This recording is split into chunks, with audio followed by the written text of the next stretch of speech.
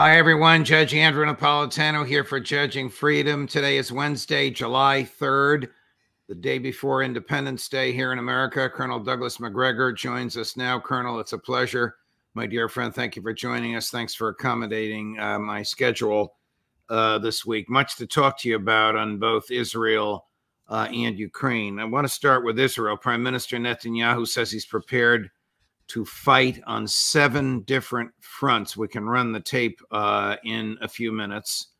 The Wall Street Journal reported just as we were coming on air that the Israeli government has stolen more land in the West Bank in the first 6 months of 2024 than at any time since the Oslo Accords were signed in 1993, by which Israel, the United States, and the Palestinian Authority agreed that the West Bank would be Palestinian. Dr. Gilbert Doctorow, who, though he's an expert on Russia, told us this morning that because of his own personal behavior, Prime Minister Netanyahu, in Dr. Doctorow's opinion, might be the final Prime Minister of Israel. How do you grasp all this, Colonel? It's a long question for which I apologize. Well, first of all, let's keep in mind that we're really not discussing anything new. I think most of us have finally come to the conclusion that whatever happened on 7 October, and I'm still not convinced that that was not allowed to happen for reasons that we've already mentioned in the past, that the decision then to attack had very little to do with what happened on the 7th of October and everything to do with a long-term strategic plan to begin the process of ethnically cleansing, expelling or murdering, whatever you want to call it, the Arabs in Gaza and ultimately the Arabs on the West Bank. And I think that's very clearly the case. He judged, and I think for the reasons that we've discussed already, particularly his control over the Congress, his control ultimately of the White House and of U.S. foreign and defense policy, that Israel was prepared to execute this long-term strategic plan now, and this was the ideal time to do it. Now, it hasn't worked out very well, as we all know. Gaza is hardly conquered. The Israeli Defense Force on the ground has taken very serious casualties.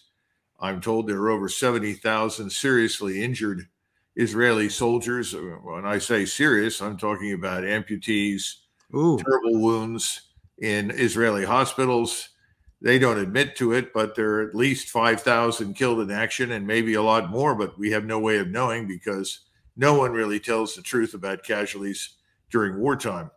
So the Israeli Defense Force is in terrible condition. Now, against this backdrop, he paints this 7-front war, which he thinks compels him to attack into southern Lebanon against Hezbollah. It's astonishing. In other words, he wants to multiply the numbers of enemies that Israel's got. Of course, he'll take the position that everybody in the region hates Israel anyway. Israel is a state with no friends, and consequently, it doesn't make any difference what he does. So he might as well set out to kill as many of them as he possibly can. And he sees killing all of these enemies as the precondition for peace and security for Israel in the region. It's a little strange in my judgment, but clearly that's his view. Here's how cocksure he is of his goals and how he articulates his determination. Cut number 5. And Iran is fighting us on a 7-front war. Obviously, Hamas, Hezbollah, Houthis, the militias in Iraq and Syria, Judea, Samaria, West Bank, Iran itself. They'd like to topple Jordan, and their goal is to have a combined ground offensive from various fronts, coupled with a combined missile bombardment. We have to, we've been given the opportunity to scuttle it, and we will. The first requirement is to cut that hand, Hamas. People who do this thing to us are not going to be there. And we'll have a long battle. I don't think it's that long, but we'll get rid of them. We also have to deter the other elements of the Iran terror axis. But we have to deal with the axis. The axis doesn't threaten only us, it threatens you. It's on the march to conquer the Middle East. Conquer the Middle East. Conquer. That means actually conquer. Conquer Saudi Arabia, conquer the Arabian Peninsula. It's just a question of time. And what's standing in their way is the small Satan, that's us, on the road to the middle-sized Satans, that's the Europeans. They're always offended when I tell them that. You're the great Satan, not them. Okay, and we have to stop them. And I guess there were Americans in that group. It's hard to tell exactly to whom he was speaking at the time, but he said that it's your trouble, it's your danger as well. He obviously meant other than the Israelis. He has an IDF, which has stated publicly several times as recently as yesterday that they cannot defeat Hamas. Many observers who are not biased against Israel have concluded that he has actually been defeated in his efforts to defeat Hamas. Is there any evidence that Iran wants to conquer Saudi Arabia? Does he know what he's talking about, Colonel? No, but that doesn't matter. This is his best opportunity to ultimately drag the United States into war on behalf of Israel. And he's got enormous support. We've thoroughly demonized Iran in this country to the point where the average American hears Iran and thinks, oh, it's a terrible terrorist state committing atrocities everywhere. So he's banking on the ability to bring us into this conflict. You know, on a strategic level, one of the things that the British Empire practiced very successfully until 1914 was a strategy called economy of enemies.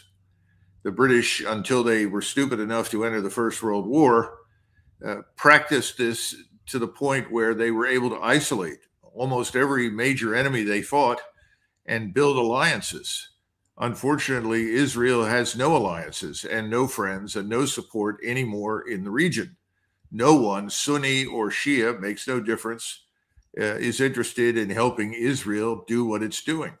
So his only hope is the United States. Obviously, the British will probably tag along with us if we end up doing it. But that's his best shot, his best hope, and that's where he stands. And this notion of conquest, the only people that are judged as being embarked on conquest are the Israelis. And increasingly, the Muslims in the region have decided that Israel is waging a war against the House of Islam in an attempt to establish unambiguous Jewish military, political, economic hegemony in the Middle East. And we are committed to supporting that and establishing that condition. Sonia, can you put up the full screen, please? This was reported very recently. U.S. sends amphibious assault ship to show support for Israel amid Lebanon tensions. The U.S. has deployed an amphibious assault ship to the Middle East to demonstrate support for Israel amid soaring tensions on the Lebanon-Israeli border, according to the Associated Press. What does this mean? What is an amphibious assault ship just sitting there in the water going to accomplish? Well, you've got about 1,100 Marines that you can commit to going ashore. They are obviously not going to add very much to the force that may have to fight Hezbollah on the ground. Remember, they're also there to provide support for evacuation of U.S. and other foreign nationals that may have to get out of a particular area. They've been to Lebanon before. And they do have aircraft. They have a number of fighter aircraft and helicopters. So this is a demonstration of support by the United States. And remember, they're not alone. They're going to be accompanied by a carrier battle group.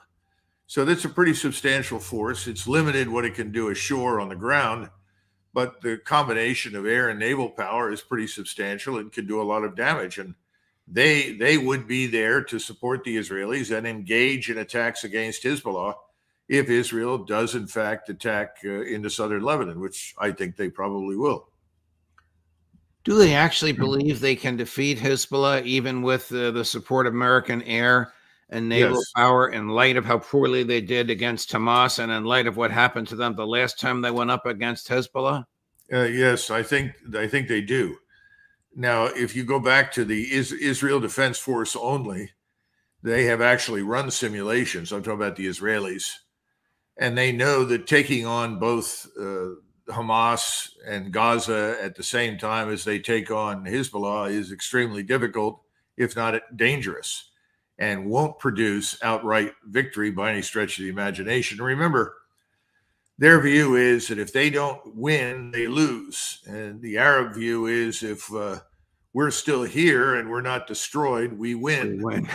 So it's kind of a different set of circumstances. But no, I think they do. And I think they're confident that with the added combat power in the air and missile power from the United States, from the fleet, and potentially, I imagine, we could fly high altitude bombers all the way from the central United States to drop accurately on top of Hezbollah and any other target that the Israelis want us to strike.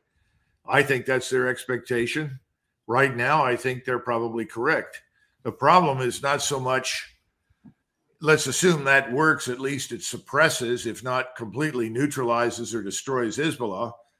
But how do you separate all of this from an Iranian war against Israel that will break out in support of Hezbollah? And then how do you prevent a war with Iran not involving other actors, not the least of which will be Russia? And I would say the Chinese, who have a very, very strong interest in keeping the Straits of Hormuz open because they depend on it for huge quantities of energy, gas and oil. Colonel, are you of the view that the IDF is exhausted and begging for a break, and Netanyahu can't afford politically to give them that break? Well, I don't know that they're begging, but yes, they would like a pause, and they've had a longer pause than originally planned. We really thought that the IDF would have already attacked into southern Lebanon by now. They haven't. So it indicates that they have been given longer to prepare to reorganize and reorient to the north. I don't think there is a serious strategic re-examination of where they really are. I don't think there's a willingness to examine their strengths and weaknesses. And I'm beginning to think that when Mr. Netanyahu speaks to the combined House and Senate, that may be the time he launches against Hezbollah, because he will be in a position that makes it very difficult for all the people that have been taking lots of money for many, many years in support of Israel to stand up and suddenly say, no, we're no longer going to support you. Please don't attack. Switching gears, Colonel, recently we learned that the United States sent medium-range missiles to the Philippines. And then we learned this morning that those missiles are being recalled. Can you provide an explanation of what this is all about? A sudden introduction of sobriety and common sense? I don't know. I mean, there's this obsession with multiple wars on multiple continents that we cannot possibly win, one of which is against China. China is, well, there's an old saying in the Navy, a ship's a fool to fight a fort. And it simply means that if you're going to use air and naval power against something like China, you have no chance whatsoever of winning. I think there's also privately a recognition that China presents no threat to the Philippines or anybody in Southeast Asia, nor does China want to invade Taiwan. There is no evidence for preparations to do that. There are no massive forces gathering anywhere to do it. And so somebody finally said, well, let's back away from this because we've got our hands full right now in eastern Ukraine and potentially the Middle East. That's the only way I can conclude that someone made the decision to pull those missiles out. Moving on to Ukraine, we recently learned, as recently as 2 hours ago, when we saw photos, that Russia is preparing for a massive river crossing and engaged in substantial military exercises preparing to cross a river with men and equipment. Can you give a feeling about what that is all about? Well, first of all, in northeastern Ukraine, there has been for some time now a very large concentration of Russian combat power, an estimated 300,000 troops. Those troops are there for a purpose. And most of us looking at that have assumed that this force would be hurled straight at Kiev at some point and ultimately cross in the upper river. I don't know if this particular exercise is connected to that or not. The Russians are actually very good at crossing rivers. We, by the way, are not. They've perfected, the technology that allows them to very rapidly establish bridges, and they are accustomed to routinely crossing them in training. The weather now is ideal for the purpose of river crossing, so it would not be surprising to me that they are pre-positioning river crossing assets along with these forces for that purpose. Now, there are lots of rivers in eastern Ukraine, Judge, not just the Dnieper. Some of these border Russia and Ukraine, and the Russians may cross at any number of different places with these bridging assets. They use this thing we call a ribbon bridge. It's been around a long time. It was first appeared actually in 1973 across the Suez. Now, the ones they have today are better, more reliable, and very rapidly deployable. So, what is it? Why do they call it a ribbon bridge? Because it's pieced together. You literally dump the bridge portions or pieces into the water, they float. Then they are effectively bolted together, and within a very short period of time, you can cross a very large river. And these are carried on the backs of trucks or tracked armored vehicles. And so they back them up to the river. These go in. The engineers get to them very rapidly, bolt them together. I mean, you're talking about something that could be put together in 25, 30 minutes across a major river like the Delaware River in between New Jersey and Pennsylvania, or even the Hudson River. Okay. And you've already got the forces up there. And as I said, this is something they do very well. They became very good river crossers during the Second World War. And they, unlike us, have never lost that ability. Moving up to Europe, what is your read with respect to Ukraine on the political demolition visited upon President Macron by the voters of France, and on the likely demolition visited on the conservatives tomorrow in Great Britain? Well, look, I've felt for a long time that behind the facade, NATO is crumbling. In view of these recent elections, I think it's crumbling faster than ever. People are trying to look for, the proverbial lifesaver. Macron's not going to find one. His time is almost up. I think Sunak is now worried about it and should be. He's probably going to go the way of Liz Truss. And then you've got something similar in Berlin with Scholz. These governments are not going to last. They're not going to last for a few very straightforward reasons. Number one, the economies are terrible. None of these governments have an answer for the economic problems and their financial condition, much like us, by the way. And then none of these nations have populations that are chomping at the bit to march east and fight in eastern Ukraine. Just doesn't exist. Nobody wants to go. And there's a growing awareness that whatever we are today, we are not what we were 30 years ago. We do not have substantial ground forces to commit to a war, a land war in Eastern Europe or the Middle East.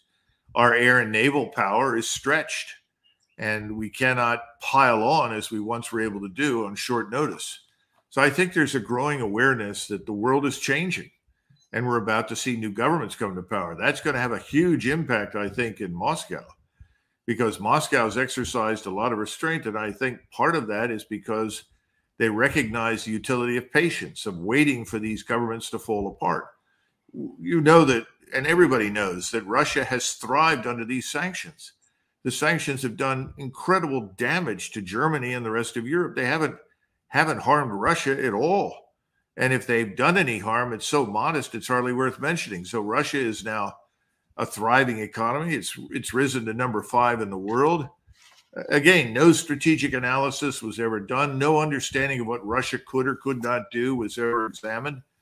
Everybody realizes there is no attainable end state that is going to conceal NATO's defeat in Ukraine from public view.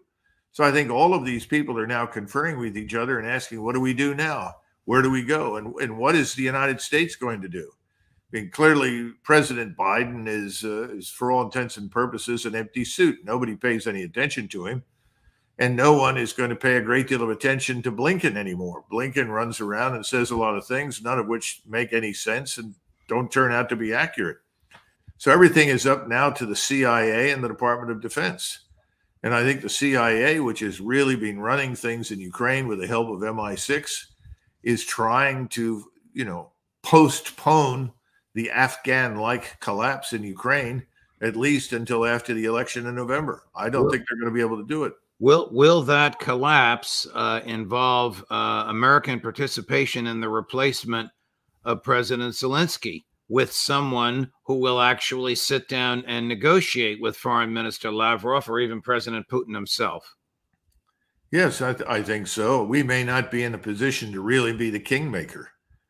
Somebody else may step forward. Who knows? Maybe Syrskyi, who replaced Zelensky, will turn out to be the man that takes over and says, we've done enough. We can't do any more. We're prepared to negotiate. I don't think the Russians will be willing to talk with Zelensky. So perhaps it's Syrskyi. I don't know. There are other people in the wings that could come out of the woodwork, I suppose. But Syrskyi would probably be the one with some firepower behind him, which the others may not have.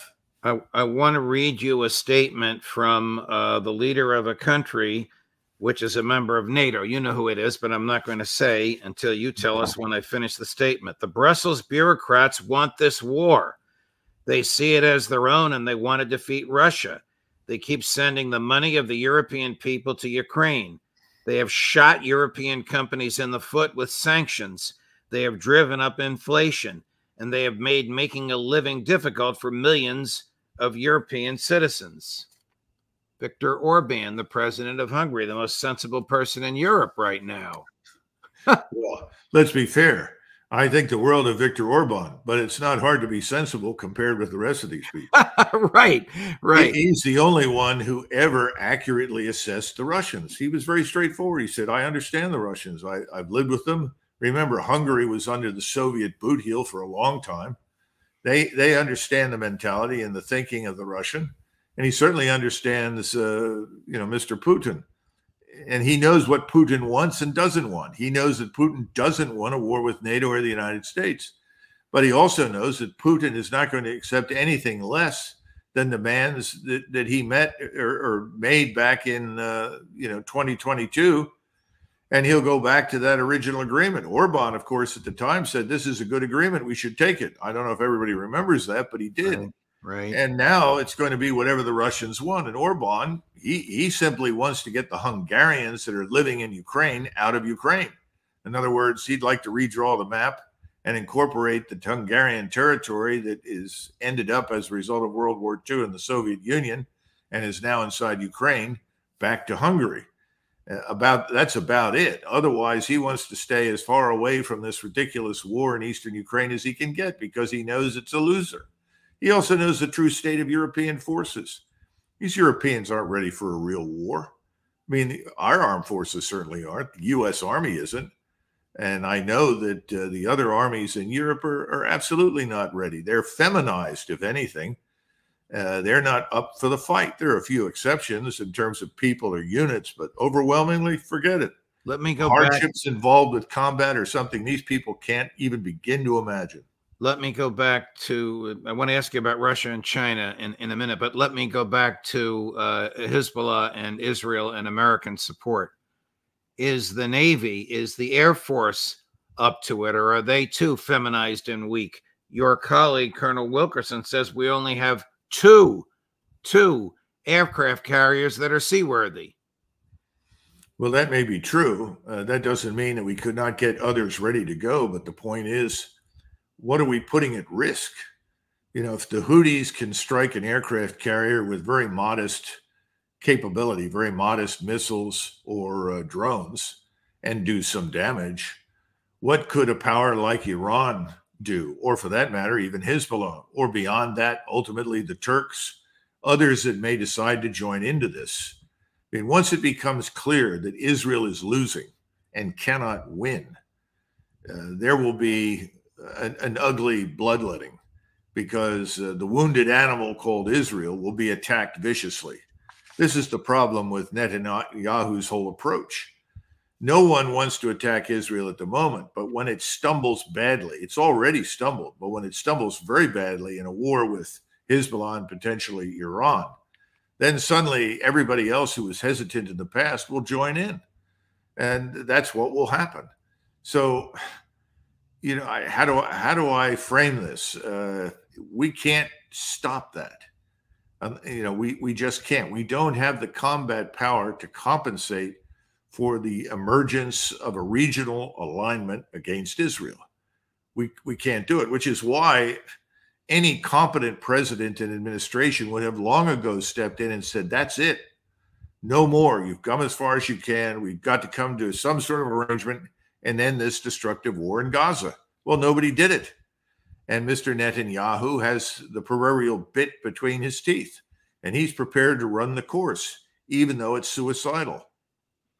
I want to ask you about the new handshake between Russia and China, but before I do, I want to play a clip for you, which you as a historian will appreciate. I don't even have to say who this is. You'll know instantaneously. It's from 1983, cut number 3. The most indispensable factor in guaranteeing the security of Taiwan is a good relationship between the United States and Peking. If we have that relationship, that may restrain them. If Peking has a relationship like that with the Soviet Union, then Taiwan is in mortal danger. So Joe Biden, to the extent he knows what he's talking about, says we will defend Taiwan. You just said a Navy will lose against a fort. The Russians and the Chinese just came out with some sort of a new handshake, a new, we like each other, our peoples want to trade and engage in commerce and tourism with each other. What's going on between Beijing, Peking, as Nixon called it at the time, and Moscow? Nixon, of course, was right about China. The best way to help Taiwan is for us to cultivate a good relationship with the Chinese. The Chinese are not belligerent people. They're not predisposed to attack anybody. China has been the victim throughout most of its history of external invasion and attack. It's not a martial people by any means. Nixon was right. We've thrown that out of the window, but people still don't understand what's going on in Taiwan. The legislature in Taiwan is dominated by Chiang Kai-shek's old party, the Kuomintang. They want peaceful reunification with Beijing. So they're in charge of the parliament. This president has made outrageous statements and is essentially being censured by the legislature for doing so, by inviting Chinese anger and potential aggression. If we can forge a better relationship with Beijing, that is still the best answer for Taiwan's interests. And remember that the original date set by President Xi for peaceful reunification was, as I recollect, about 2040 or 2046. That's not evidence for a hyper-aggressive China with blood in its throat. I mean, it's ridiculous. Now, of course, things were different then, and the Soviet Union was very different from Russia today. This is a Russia that doesn't want wars, contrary to what everybody says. We goaded Russia into attacking Ukraine, not the other way around. We built the force in Ukraine to attack Russia. That force shelled and destroyed Russians in Luhansk and Donetsk for years and killed more than 14,000 Russians before this intervention in February of 2022 ever occurred. Those are facts. They're not really disputable at all.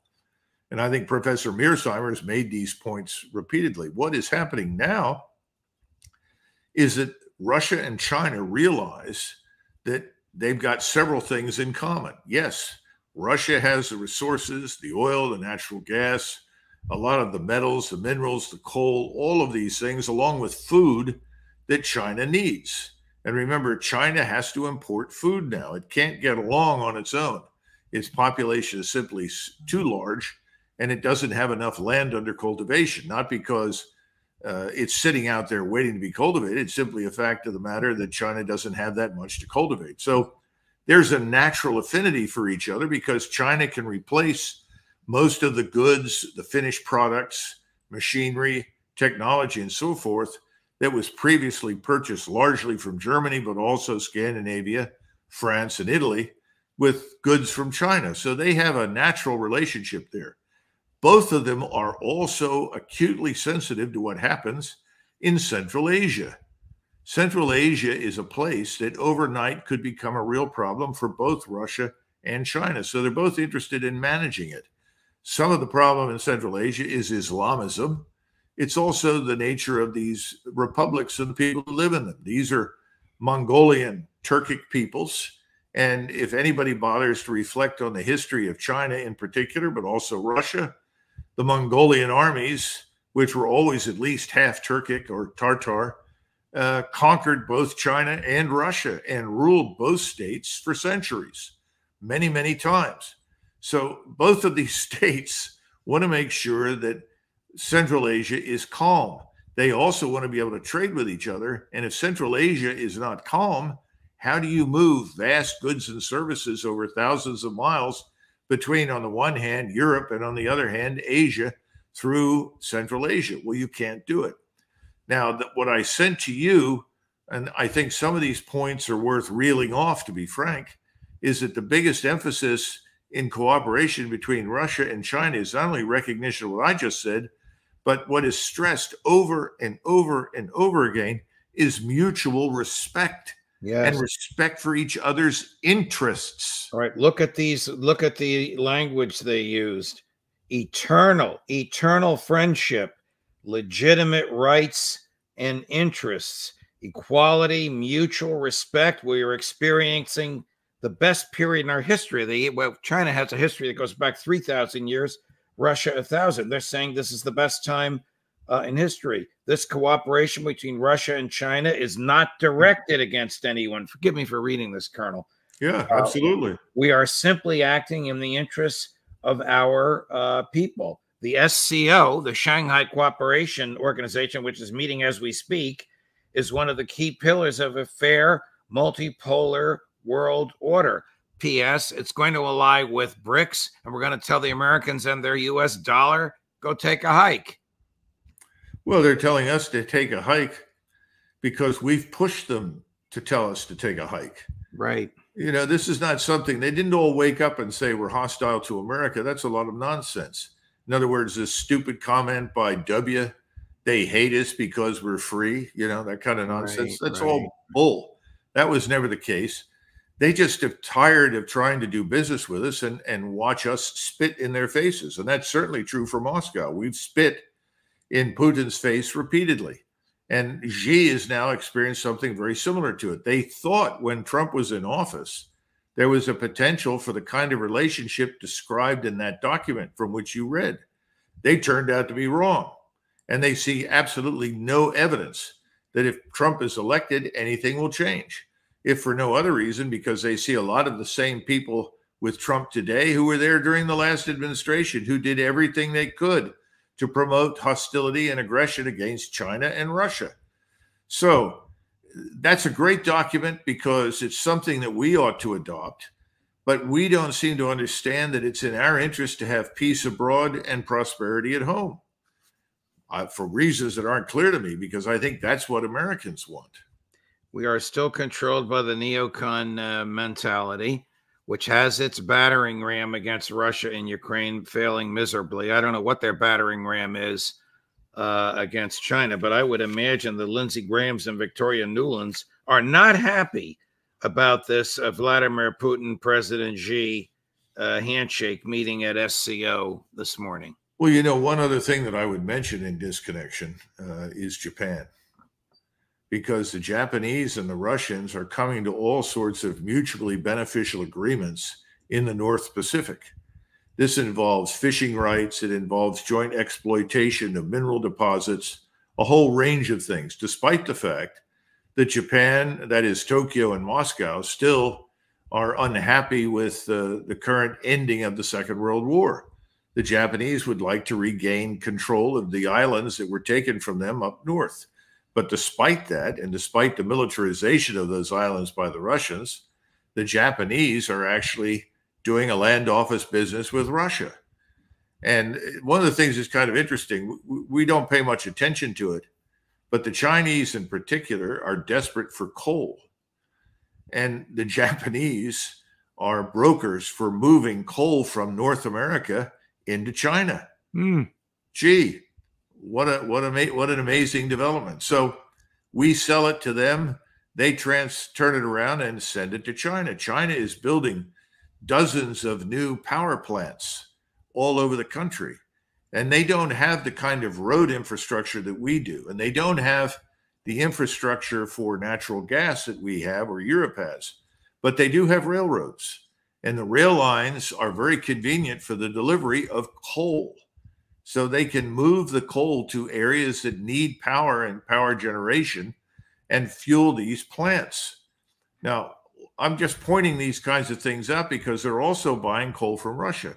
And at the same time, we're reading in all of our papers about the criticality of rare earths and these minerals to the Department of Defense, to the defense industry to produce very, very sophisticated equipment. And it's not just the Defense Department. Every cell phone is dependent upon these minerals. Right. Everything from graphene to any number of other rare earths that you can look up on the periodic table. They're at the bottom. Now, we have one of the largest concentration of rare earths in the United States and maybe in the world sitting in southern Kentucky in the coal seams. These rare earths are available. Nobody wants to go in there and spend the money to get them out. And we haven't built any refineries. So even if we pull the rare earths out in many cases, we've got to ship it to China because the Chinese have a refinery that can take the raw rare earths and turn them into the minerals that we need. Then they ship it back to us and it costs us a lot of money. This is all nonsense. And in the meantime, we want to destroy whatever relations we have with China, Russia, and anybody else in the world that disagrees with us. We are ignoring what needs to happen here in the United States. We are ignoring the rare earth exploration, extraction, and refinery requirement. These things need to happen, and we're not doing it. And in the meantime, we want to make war. And you've got people quietly saying, behind the scenes in the Department of Defense, are you crazy? We can't do this. We're not ready. And we will exhaust our arsenal of missiles and rockets, air defense, and otherwise very, very quickly. We'll also exhaust the rare earths and the other minerals that we've got in this country right now very, very rapidly. What we need is peace, and we can have peace. The Russians and the Chinese are not resisting us. They want peace, but they do want to be treated as equals, if anything, as equal partners or competitors, however you want to put it, but not necessarily as enemies. How do we get there? We're not going to get there with anybody right now that's running for office, except potentially RFK Jr., the man that was excluded from the debates. Right. Colonel, a profound analysis from you. We circled the globe. We may have skipped California, but we circled.